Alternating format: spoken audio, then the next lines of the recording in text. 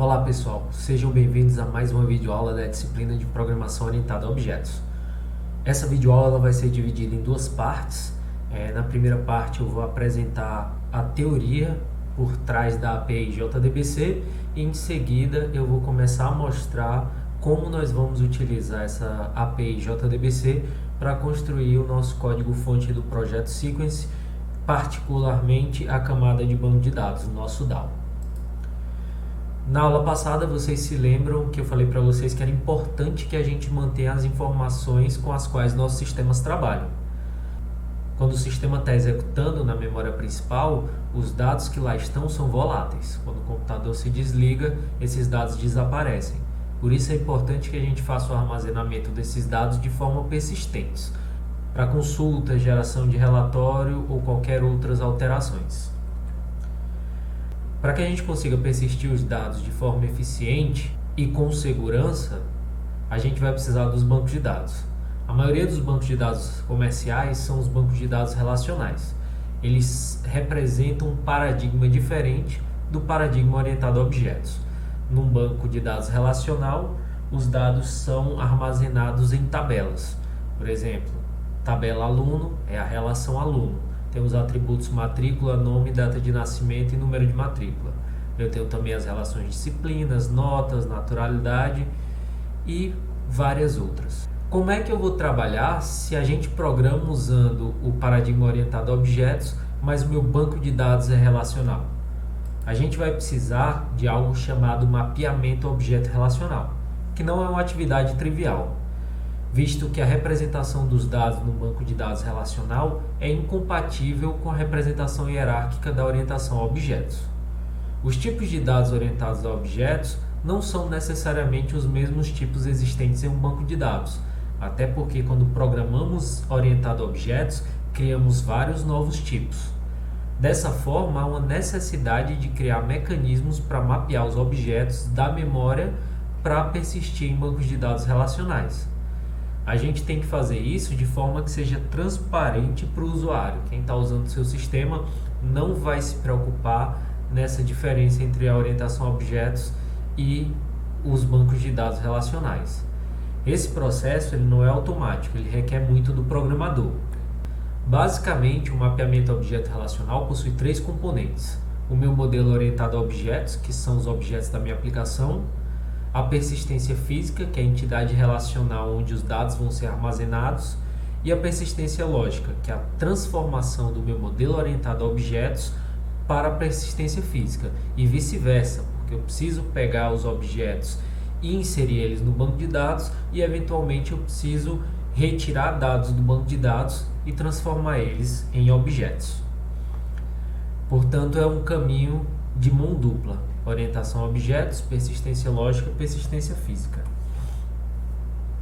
Existem dois tipos principais de mapeamentos: quando a gente trabalha com objetos compostos apenas por tipos primitivos e quando a gente trabalha com objetos que possuem coleções de objetos. O mapeamento de objetos que possuem apenas tipos primitivos é bem mais simples, visto que geralmente o SQL possui dados correspondentes aos tipos primitivos da programação orientada a objetos. Por exemplo, eu tenho um objeto turma que tem um curso do tipo string com valor computação, um ano do tipo inteiro 2005 e um período do tipo string integral. Tenho outro objeto turma, também curso tipo string, o nome informática, também tem um ano inteiro 2004 e também tem um período string, só que noturno. No processo de mapeamento, eu vou transformar esses dois objetos em tuplas de uma mesma tabela, a tabela turma. Por outro lado, se eu tenho objetos complexos, um objeto turma, por exemplo, tem um objeto professor, eu preciso criar as duas tabelas, professor e turma, e eu preciso relacionar a tabela turma com a tabela professor, porque toda turma tem também um professor. Existem várias estratégias para realizar persistência em Java. As duas principais e mais modernas são o JDBC e a JPA. O JDBC ele é parte da plataforma Java.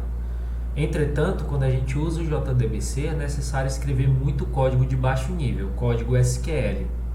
Já quando a gente trabalha com JPA, que é uma especificação que foi elaborada pelo JCP para persistência em Java, a gente precisa escrever muito menos código SQL, na verdade praticamente nada. Ele se baseia, o JPA, em diversas soluções existentes. Existem frameworks que vão implementar essa especificação para a gente.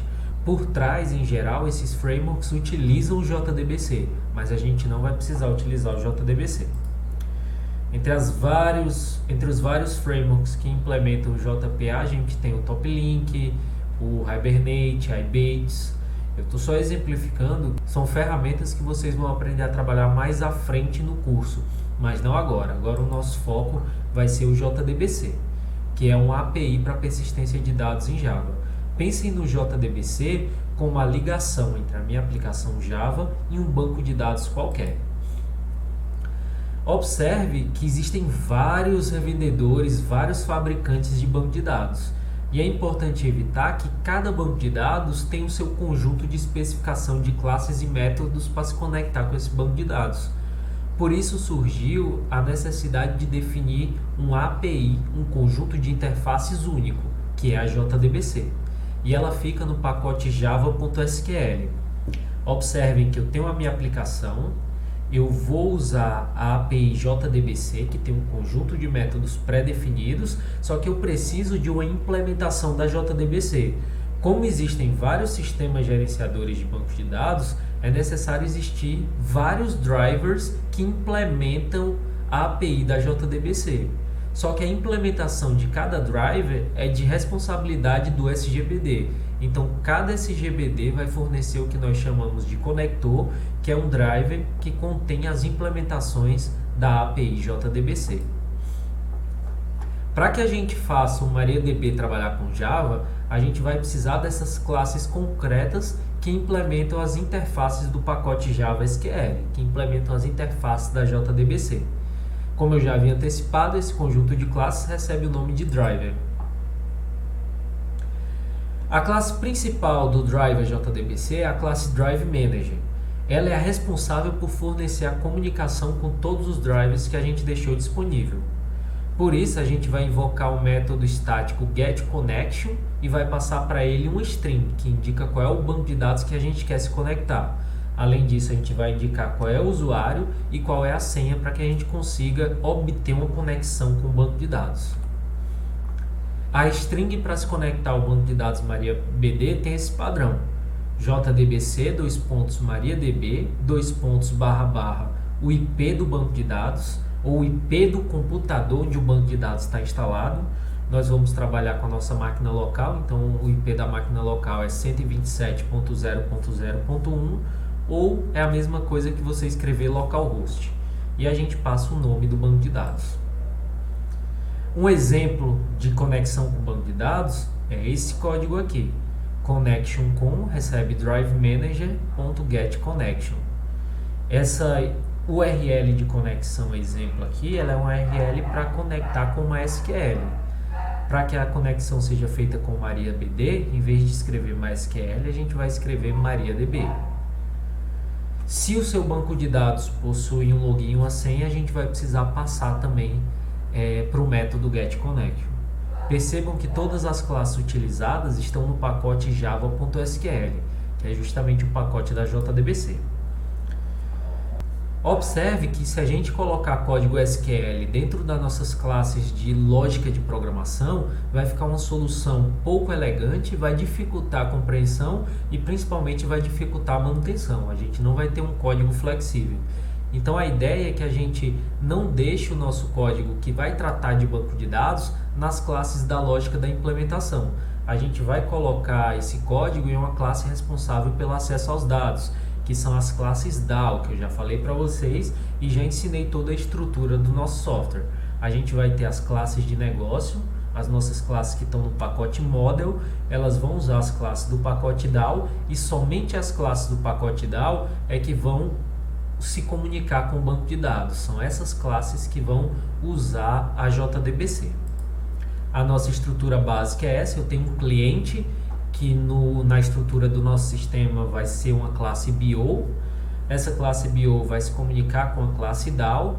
A classe DAO vai acessar o banco de dados. quando ela busca um conjunto de dados, geralmente esse conjunto de dados vem num result set, que já é uma classe também da API Java que a gente vai usar, e eu tenho os meus dados em objetos transfer object ou value object. A partir de agora eu vou mostrar para vocês os detalhes para a gente começar a utilizar o JDBC e comunicar as nossas classes DAO do projeto Sequence com o nosso banco de dados MariaDB.